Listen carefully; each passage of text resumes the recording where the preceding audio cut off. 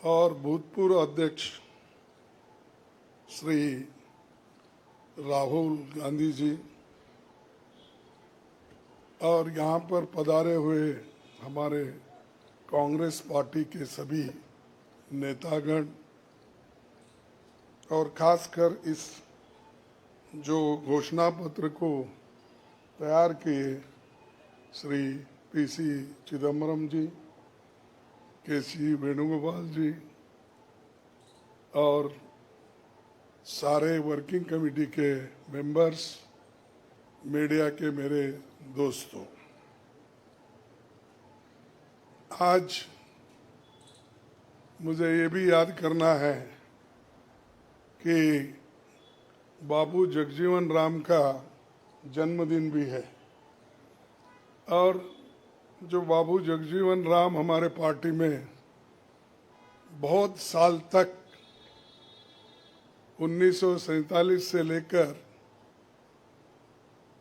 1984 तक वो इस पार्टी में रह के काम किए। फिर जो कुछ उनका कंट्रीब्यूशन था, ये बड़ा कंट्रीब्यूशन मिनिस्ट्री में उन्होंने किया। ऐसे दिन आज हम ये घोषणा पत्र गरीबों के लिए हम अर्पित कर रहे हैं। आज भारतीय राष्ट्रीय कांग्रेस के 2024 के लोकसभा चुनाव का घोषणा पत्र जारी किया जा रहा है। इस मौके पर मैं आप सभी का स्वागत करते हुए 22 दिसंबर 2023 को जो चिदम्बरम जी की अध्यक्षता में 16 सदस्यीय कांग्रेस मैनिफेस्टो कमेटी बनी थी और 19 मार्च को CWC ने इसे मंजूरी दी थी। व्यापक जनभागीदारी और संपर्क के बाद हमारा घोषणा पत्र बना है। इसके लिए वेबसाइट आवाज भारत की बनी, जिस पर भी काफ़ी सुझाव मिले। हमारा ये घोषणा पत्र देश के राजनीतिक इतिहास में न्याय के दस्तावेज के रूप में याद किया जाएगा। राहुल जी के नेतृत्व में चली भारत जोड़ो न्याय यात्रा में 5 पिलर्स पर ध्यान केंद्रित किया गया था। यात्रा के दौरान युवा न्याय, किसान न्याय, नारी न्याय, श्रमिक न्याय और हिस्सेदारी न्याय की घोषणा की गई थी। जहाँ कहीं भी हम गए इन न्याय की बात हमने करी थी और इसकी गारंटी भी हमने दी है। इन 5 पिलर्स में से 25 गारंटी निकलते हैं। हर 25 गारंटी ने किसी ना किसी को लाभ मिलने का इसके अंतर्गत यहाँ पर हमारे मैनिफेस्टो में भी है और इसके लिए जो हम पहले से ही करते हुए आए हैं वो भी हमने इसका उल्लेख किया है। मैं कुछ बातें आपके सामने रखना चाहता हूँ।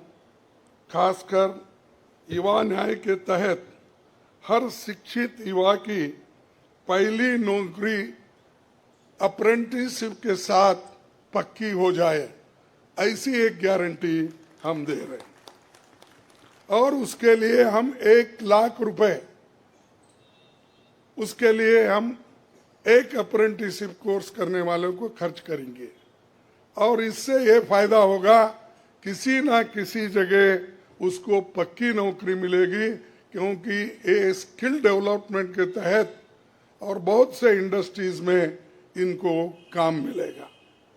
नारी न्याय के तहत गरीब परिवार की महिला को सालाना 1 लाख की मदद देंगे। कोई तालियां नहीं बजा रहे, क्या बात है? गरीब परिवार की महिला को सालाना 1 लाख की मदद देंगे और किसान न्याय के तहत किसानों की कर्ज माफी और एमएसपी कानून की गारंटी भी हम देंगे। और श्रमिक न्याय, इसके तहत मनरेगा में भी 400 रुपए, ये न्यूनतम कम से कम 400 रुपए मजदूरी दिया जाएगा।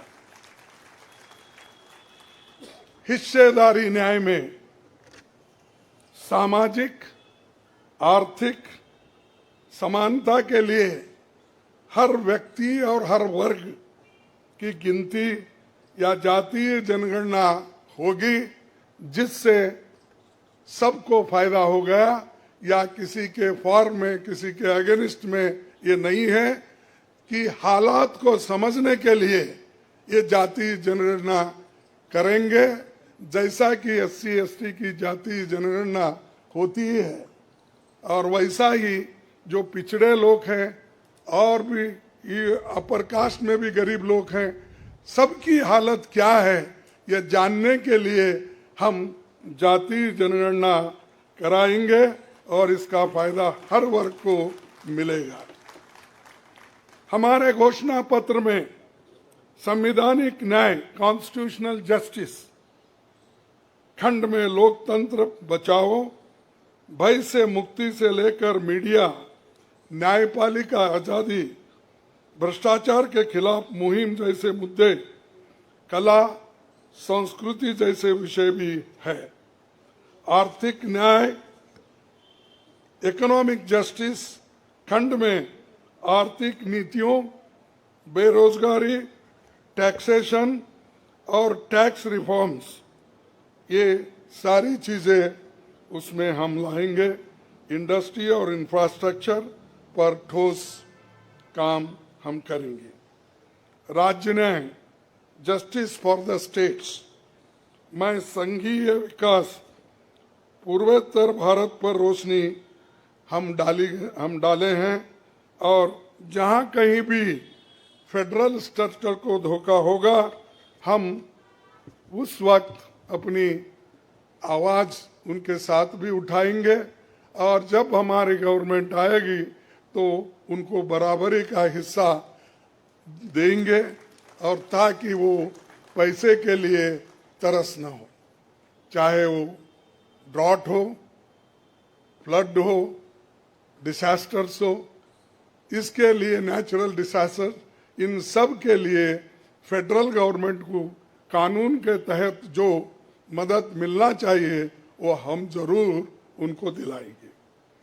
उसी के साथ देश की प्रतीक्षा और आंतरिक सुरक्षा के महत्व को ध्यान में रखकर रक्षा न्याय की भी खंड है, जिसमें विदेश नीति भी है। और विदेश नीति हमारी अब तक सफल हुई है और उसी नीति पे अगर ये लोग काम करते थे और ठीक ढंग से चलते थे, और बहुत से मुश्किल हमको आज जो आ रहे हैं वो कभी नहीं आते थे। तो इसीलिए हम अपना रक्षा न्याय का देश की रक्षा के लिए पूरा हम काम करेंगे। आखिरी एक महत्व का बिंदु पर्यावरण न्याय भी देंगे। आप सभी से मैं अनुरोध करूंगा कि घोषणा पत्र को बारीकी से देखें, पढ़के इसमें आपको भविष्य के भारत की शानदार नया तस्वीर दिखेगा और इसके लिए आप ठीक ढंग से आप काम कर सकते हो। आजादी के बाद 1951-52 में चुनावों से राजनीतिक दल घोषणा पत्र जारी करते समय बहुत से दावे करते हैं लोग, पर कांग्रेस हमेशा जमीनी हकीकत पर चलती है। 1951 में पंडित जवाहरलाल नेहरू के नेतृत्व में हमारा जो घोषणा पत्र जारी हुआ उसका नाम था व्हाट कांग्रेस स्टैंड्स फॉर। उसका नाम था व्हाट कांग्रेस स्टैंड्स फॉर। पहले घोषणा पत्र को लेकर ये टिप्पणी की गई थी, no exaggerated claims were made, no ambitious plans to entice public or deceive the electorate had been placed before them. A realistic view of what was capable of achievement and implementation alone was presented. ये पंडित जवाहरलाल नेहरू जी के जमाने में घोषणा पत्र दी थी जो realistic है, जो ग्राउंड लेवल पे हम कर सकते हैं, उसी के बारे में उन्होंने बोला था। किसी को फंसाने के लिए नहीं, झूठ बोलने के लिए नहीं, हम जो भी कहते हैं वो करके दिखाते हैं, ये उनका कहना था। और वही आज भी हम कर रहे हैं, जो कर सकते हैं वही हम इसमें घोषणा पत्र में लिखे हैं। और बहुत से हमारे विद्वानों से भी हम बात किए हैं कि इसमें क्या कर सकते क्या नहीं कर सकते, उनके सलाह के मुताबिक ही आज हमने ये सारी चीजें आपके सामने रखे हैं। ये हमारा 139 ईयर्स साल का शानदार इतिहास है। ये देश के सामाजिक आर्थिक विकास की गति को बहुत तेज करेगा। किसानों, मजदूरों और महिलाओं, युवाओं, गरीबों, वंचित तबकों के विकास के जो बंद दरवाजे हम खोलेंगे, क्योंकि एक मोदी सरकार में ये सारे दरवाजे गरीबों के लिए, महिलाओं के लिए, युवाओं के लिए बंद है।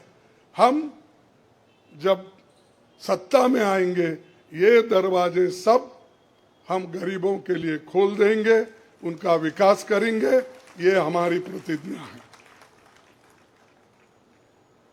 डॉक्टर मोदी जी, डॉक्टर मनमोहन सिंह के नेतृत्व वाली हमारी यूपीए सरकार की बहुत आलोचना करते हैं, लेकिन उस 10 साल में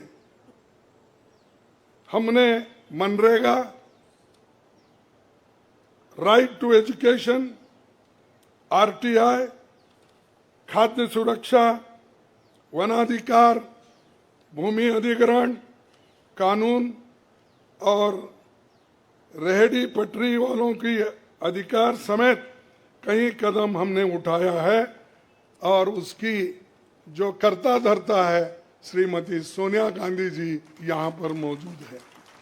उन्होंने बारीकी से इन मनरेगा को और खास करके फूड सिक्योरिटी को बहुत लड़ा, क्योंकि मुझे मालूम है, सब चीज़ मैं यहाँ पर नहीं कह सकता कि उन्होंने इतने ये 2-3 प्रोग्राम के लिए बहुत गुस्से में रहते थे।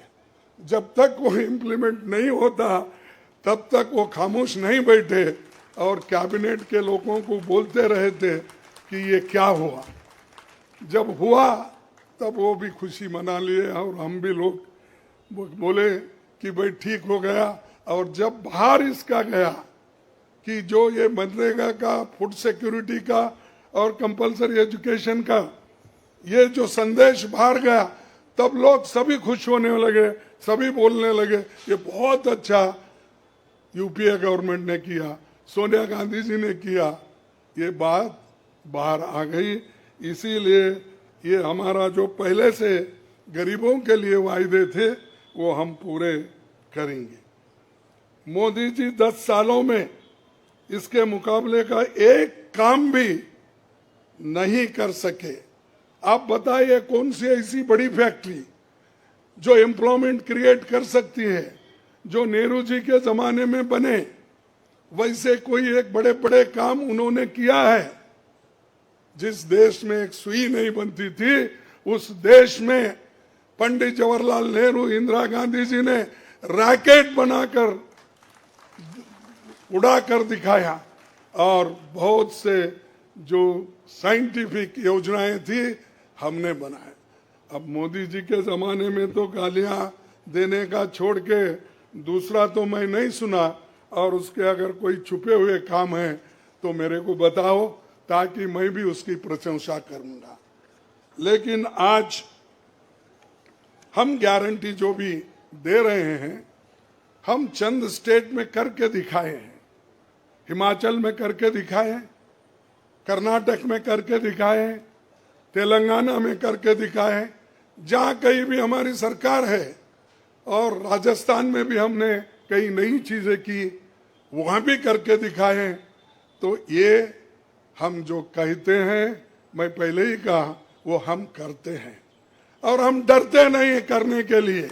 हमारा कितना भी नुकसान हो लेकिन गरीबों के लिए हम करते रहते हैं। ये हमारा पहले से कार्यक्रम है। और मैं चंद बातें इस मौके पर, थोड़ी देर हो गई तो क्षमा चाहता हूं, मैं चंद बातें आपके सामने रखना जरूरी समझता हूं। और आज क्या हो रहा है, विपक्षी नेताओं को जेल में बंद किया जा रहा है। चुनाव में सबको समान अवसर नहीं है और कई मुकदमे एक के ऊपर एक, छोटी छोटी, और हमारे पार्टी के ऊपर इतना बड़ा जुल्म किया और इतने हमारे को पेनल्टीज डाले।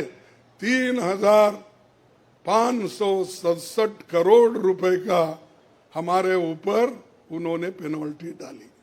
क्या ये लेवल प्लेइंग ग्राउंड है?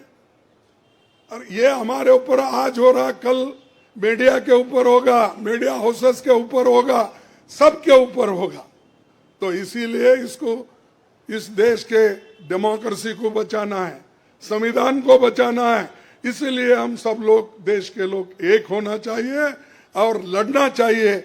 और जो ऑटोक्रेटिक मोदी साहब है उनको हटाना चाहिए। ये मेरा आपसे विनती है। जब तक आप ये काम नहीं करेंगे तब तक हम सिर्फ बातों से नहीं होगा। आप लोग घर घर जाके, और हमारी गारंटी कार्ड जो है, इन गारंटी कार्डों को घर घर तक पहुंचाने का काम हमारे कार्यकर्ता करें। जब तक आप घर घर नहीं जाएंगे, वोटर से नहीं मिलेंगे, कुछ भी होने वाला नहीं है। सिर्फ स्लोगन से या मेरे भाषण से कुछ बदलाव होने वाला नहीं।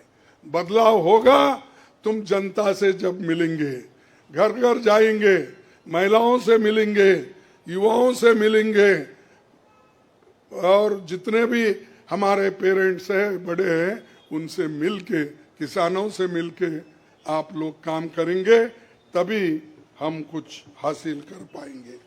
तो इसीलिए मैं आपसे विनती करूंगा, ये काम हमारा आप करेंगे और इस ऑटोक्रेटिक सरकार को हटाने के लिए आप काम करते रहेंगे। अब बीजेपी का तो ऐसा है, चंदा दो धंधा लो, चंदा दो धंधा लो, कॉन्ट्रैक्ट लो, पैसे दो। तो उन्होंने काम किया और वो कहते हैं कि भ्रष्टाचार मिटाऊंगा। अरे भाई, 25 लोग हमारे बड़े बड़े नेताओं को आपने लिया और 25 नेताओं में 2 को तो एक पूरा एक्सोनरेट किया और 23 लोगों को फिर उनको भी एक्सोनरेट किया। अरे शाह साहब के वॉशिंग मशीन में इतने लोग जो भी जा रहे हैं क्लीन होके आ रहे हैं, और भ्रष्ट लोग तुम्हारे साथ है, बदनाम हमको कर रहे हैं।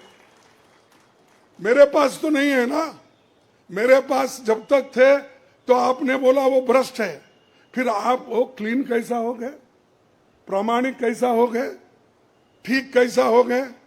तो ये खुद ही इधर डराते हैं, उधर सब चोरों को लेते हैं। तो ये मेरा कहना है। इसीलिए आप इस बात को सोचिए, और हम सालों से गरीबों की सेवा करते हुए आए हैं, आगे भी हम करते रहेंगे। और जितने भी उन्होंने काम किया, मैं यहाँ गिनता नहीं, क्योंकि रेलवे में क्या किया, इन्फ्लेशन का क्या किया, अनएम्प्लॉयमेंट का क्या किया, ये सारे अगर बोलते कहूँ तो आप भी थक जाएंगे। तो इसीलिए मैं ज़्यादा नहीं बोलता, आप सबको मालूम है और हमारे पूरे इलेक्शन मैनिफेस्टो में वो चीज़ वहाँ पर है। इसीलिए आप तमाम को मैं धन्यवाद अर्पित करता हूँ कि आप ऐसे वक्त जो हमको साथ दे रहे हैं, जिस वक्त लोग डर डर के चंद लोग भाग जा रहे हैं। वो डरने वाले कौन है? जो आदमी कुछ चोरी करता है वही डरता है। जो आदमी ठीक है, अपने उसूलों पे खड़ा है, उसको कोई नहीं डराता। अगर डराएगा तो भी वो उसूलों पे ठहरे हुए लोग डरेंगे नहीं। तो इसीलिए हम लोग डरने वाले नहीं। हमारे नेता श्रीमती सोनिया गांधी जी, राहुल गांधी जी, डर उनमें नहीं है और डर का नाम भी नहीं है। और डर ये शब्द उनके पास नजदीक आता नहीं। वो डर सिर्फ मोदी को है, क्योंकि वो हमारे लोगों को ले लेके 400 पार बोलते फिर रहा है। अरे मणिपुर जैसे एरिया में नहीं जा सके, देश में विदेश में 14 फेरियां लगाए, देश में इलेक्शन का प्रचार सरकारी फंड से किया गया, सरकारी वैन से किया गया, लेकिन मणिपुर वो देखे नहीं। क्यों नहीं गए भाई? आपकी तो 56 इंच की छाती है, आपको डर कुछ भी नहीं है। हाँ, आप जा सकते हैं, लेकिन वहां हमारे नेता राहुल गांधी जी जा सकते हैं लोगों के साथ। आप क्यों नहीं जा सकते? क्योंकि आपको डर है, और डरने वाला आदमी देश की भलाई कभी नहीं करता। बाय चांस आया, अब आगे लोग उसको देखेंगे और आप भी मजबूती के साथ हमारे साथ खड़े होंगे। इतना ही कहते हुए मेरे 4 शब्द को समाप्त करता हूं। जय हिंद।